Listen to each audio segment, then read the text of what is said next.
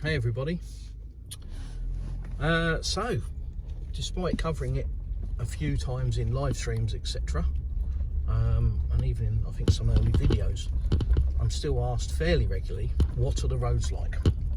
How bad are Russian roads? Because people hear that they're horrendous. So, the best way really is to drive them and show you. As with all of my videos, you get the good, the bad and the ugly. So it's a case of turning the camera on, filming, turning it off. So this will probably be a 15-20 minute video showing you as many variations to the road network as I can. Now, as you can see, this is an unmade road, effectively. So this is village life, and this is completely normal. Most villages, once you get off of the main village roads and you get to the outskirts and the housing kind of roads, they're like this. They're unmade. Some are worse than others. This one's not so bad. Some are, really quite challenging. That said, all of them can be driven with the obligatory larder on the right.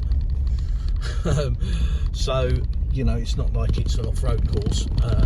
You've just got to understand that they're not all tarmac. Doesn't mean they won't be tarmac. And case in point, our village is actually upgrading a lot of the back roads at the moment. A lot of them are getting resurfaced, and I am assuming that a lot of them will be tarmac. Will be covered in asphalt for my American viewers. But there we go. That's leaving the back road kind of area of a rural village, and this is the main road now into Anapa. Fuel price at the moment, you're looking at 62.85 rubles for a litre. So UK money, about 59 pence, 59 pence a litre. So like I say, we're going to just show you the good, the bad and the ugly. Obviously that road was quite bad in respect to what you might be used to. This is a main road into Anapa, and then when we get into Anapa we shall be going round a couple of the back streets of Anapa, which are tarmac back streets, so you kind of going to get to see everything. And also we shall pass underneath a motorway as well. So if you want to know what the roads are like, watch the video. As always, if you've got specific questions about Russia, join my Telegram group and ask away. I'm more than happy to have a one-to-one conversation with somebody if you've got multiple questions, and they can be about anything. I mean, if you want to talk to me about football, I'm definitely not your man. But if you want to ask a specific question about Russia, then yeah, please join my Telegram and I'll see if I can help. I'm just going to overtake this car, so bear with. So that's a common thing. I don't know if you noticed. If you come across a slower moving vehicle, they'll move over for you. They won't sort of hog the road and just generally have a bad attitude about it. They'll just move out of the way. And equally, if people are overtaking, coming towards you, it's not the done thing to sit on the white line like this red car now. It's not the done thing to sit on the white line out into the middle of the road to try and be awkward. Just move out of the way. It's no hardship. So I think some people would probably think that the driving standards in Russia are bad. I'd say they're different. There are cases where you see some very dodgy driving, but equally I see that in the UK. I've seen that all across Europe, so I don't think Russia's any different in that regard. The main difference is the width of the roads here. The roads are a lot wider than most of the roads in the UK, apart from obviously motorways and dual carriageways. But once you start getting to the A roads and the B roads, Russian roads are wider. So there's it's less dangerous to overtake. You can overtake even if something's coming the other way and you think it might be tight. That person, well, they'll always move out of the way anyway. They'll always move over. One thing they don't like, as I found out the other day, and I already knew it, but I was still stupid. I got stopped by the police the other day. Again, they don't like you crossing a white line. That is a big no-no. Speeding, you know, it's weird. If you've got a 60 kilometre an hour speed limit, you can effectively do 80 kilometres an hour. 20 kilometres an hour over the speed limit is perfectly fine. Nobody bats an eyelid at that. The cameras don't even go off, which is weird, but you know, that's completely normal. Once you start getting past that, then you're going to start getting speeding fines. And much to my wife's annoyance, I've copped a speeding fine coming back from Sochi, where I think I was between 40 and 60 kilometres an hour over the limit. And the fine for that was about £8.50, which was a lot for speeding in Russia. But yeah, not so bad considering. And we're just waiting behind this lorry. Now normally the lorries will pull off of the road as well, and this particular one isn't, which is unusual. Normally they'll move over to the side of the road, but we've had to wait because there was a solid white line, and as I said, nobody will cross it, because the police out here will use drones. So they will actually have the drone up in the air monitoring white lines and make sure that nobody's crossing them in, you know, in dangerous places, etc. And if you do, yeah, it's quite a hefty fine. It's about 5,000 rubles for crossing a white line. But like I say, lorries usually will move literally off of the road. Anything that's slow moving, if you're going up a hill, they'll move off of the road as far as they can to let cars pass without having to cross the white line. So yeah, there's a lot of consideration and a lot of common sense in this country, which is one of the things I really like. Case in point, slow moving vehicle is off the road there on the right, just so that we can pass him without having to cross the white line. In the UK, JCBs will just drive down the road, won't they? They won't move out of the way. Another beautiful day as we drive towards the seaside resort of Anapa.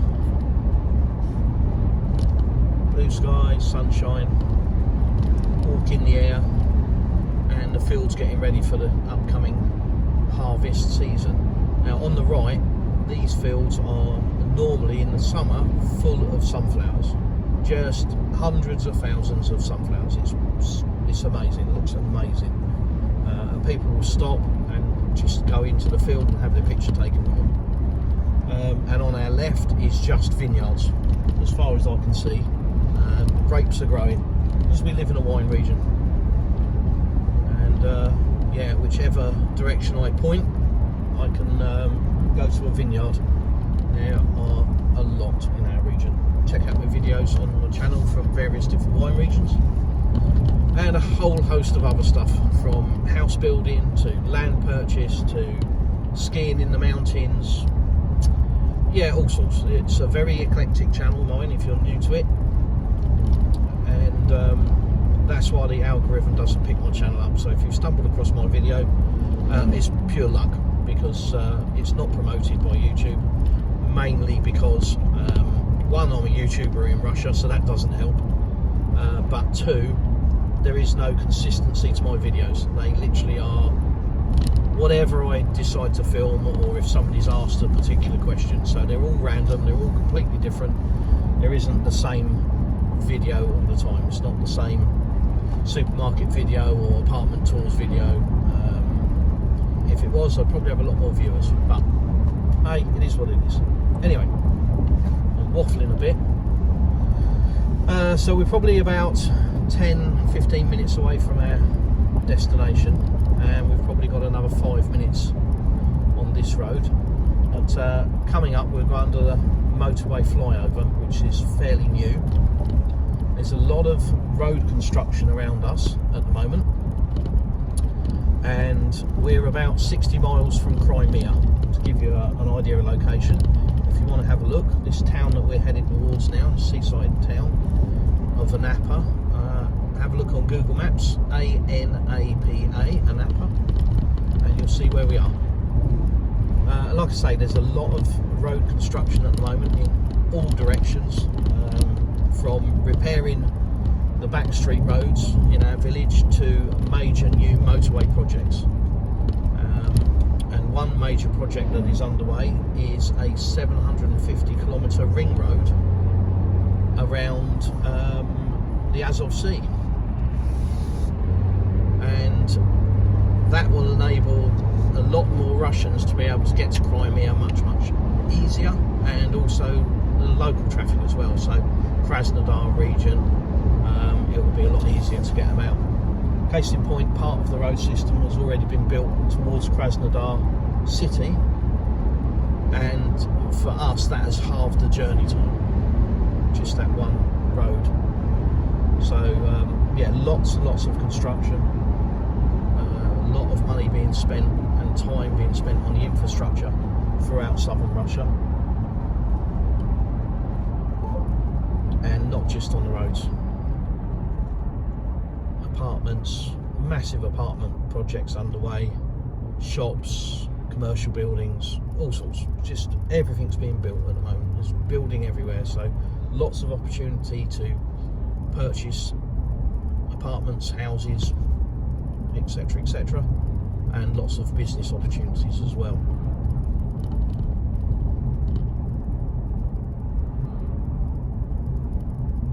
So you probably just noticed the flyover that we went under, which was the new road, the new motorway.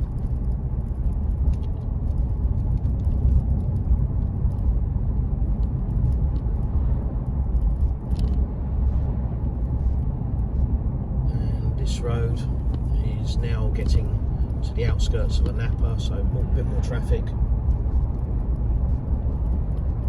And in summertime, the traffic is, let's use a corporate term, challenging in Anapa.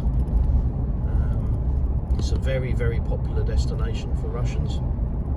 The beach is amazing, and the beach is open this year. They've done an amazing job of cleaning up the environmental disaster that we had a few months ago in the storms. So yeah, another holiday season is almost upon us. As far as I'm concerned, summer's here. Sun's out. It made 21 degrees, 22 degrees a couple of days ago. That's it, summer, done. So I'm looking forward to 8 months of summer, which is pretty much what I have here as a Brit. Russians are still in hats and coats, but for me, yeah, summer's here.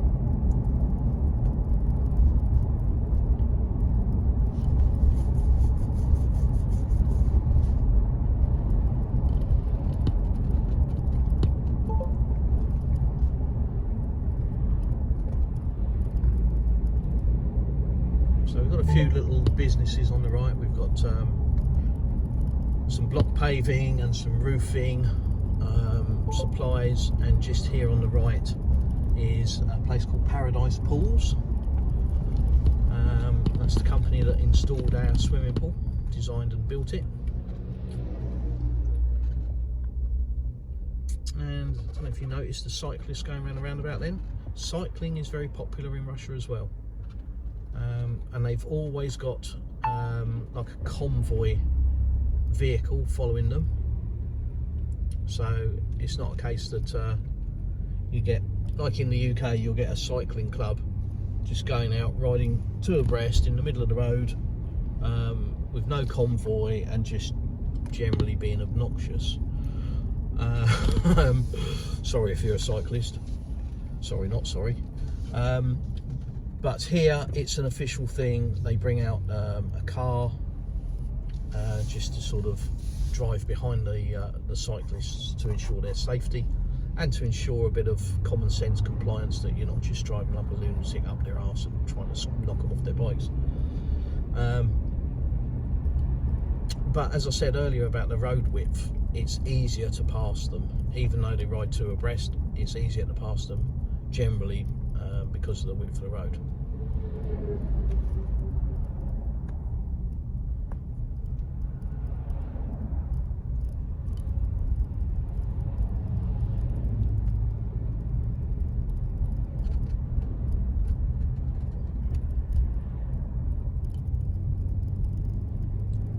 Something that I think we see more of now in the UK, but it's still not widespread, is electronic billboards. So most billboards in Russia, or certainly from what I've noticed in southern Russia, are electronic. You still get some what I would call manual ones, like this one on the right, but an awful lot of them are electronic, so very easy to just change whatever they're advertising. I haven't got to send a crew out, just push a button, I guess. Makes more sense. Costs more money, I'm sure, to install, obviously, but you know, long term it's a lot easier.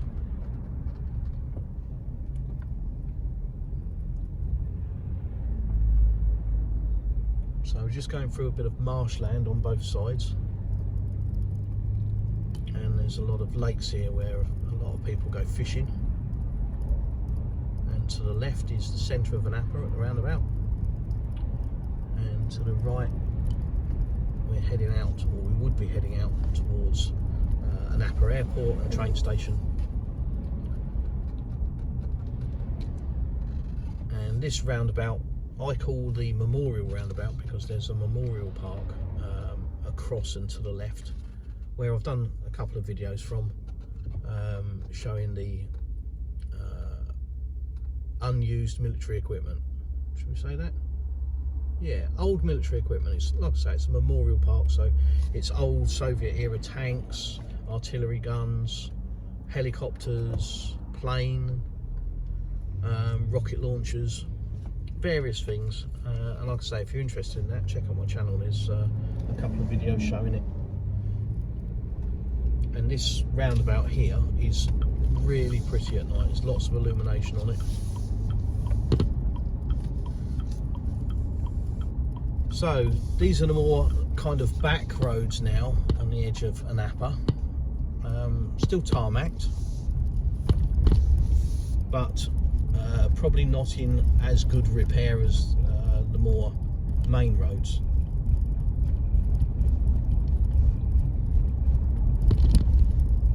So they've just not got to a point where this particular road is a priority to resurface, so they just, much the same as the UK, they just patch repair.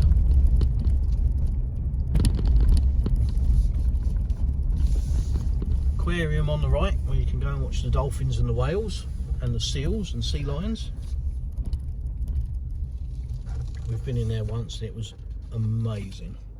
I know a lot of people frown at performing animals nowadays, but I think ultimately if the animals are treated properly and they don't know any different, if they've grown up in captivity, it is what it is. You know, you can say the same about somebody's dog or cat, can't you, really? First of all, water parks. There's several water parks around Anapa, and there's another one a bit further up here as well.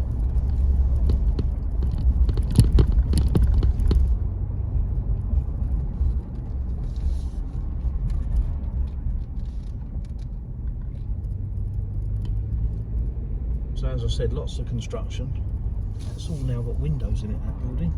So there's a big building on our left, apartment block, and it's now got windows in it, so that's making some progress.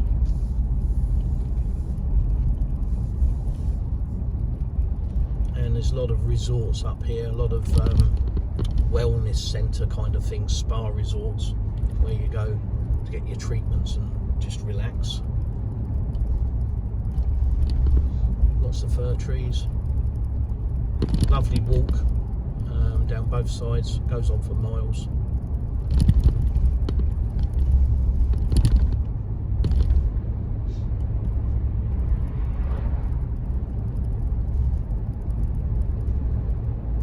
But we're nearing our destination now.